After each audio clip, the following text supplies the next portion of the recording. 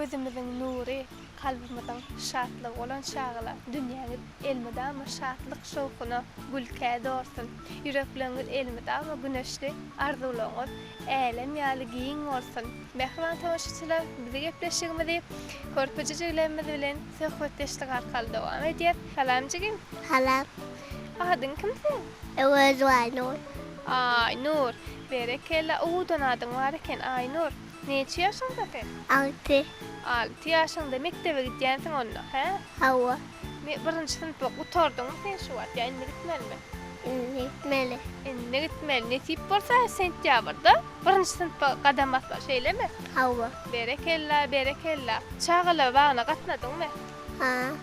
Nämeler öwreniňiz şonda? Kitap öğrendik. Kitap okudyňyz onda? Hava.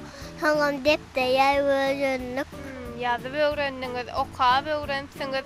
Goşgucugam bilýäňizmi? Hava. Aha, aýdyp ber bir de goşgugy. Ecem bana şey dedi. akçı koynuk giydiydi. Mamamla bayanda akıllıca bolluydu. Onun mamaňlary baranda akyllyja bolýarmaýdy. Hava. Akça koýnugam giýýärmi? Hı, Kapalan okun koýnugy. yok.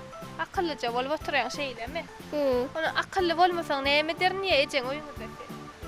He? ne? İşetti niye? He, işetdiren. Niýe akıllı bolmasaň, akıllı bolýan bolla. Hava. Onu akıllı bolmasaň diňe işetýänmi ýa şeýle wagtdan kömek edýänmi diňe? Kömek etti. Onu näme diýýäň, jejek zat döküşdirýärmi jigi? Şolar Hawa. ýapaýarmy? Hı. Jigiň hady kim?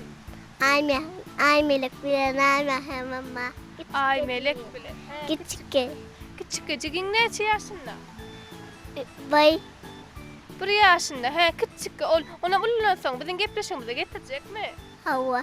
Berekella, berekella.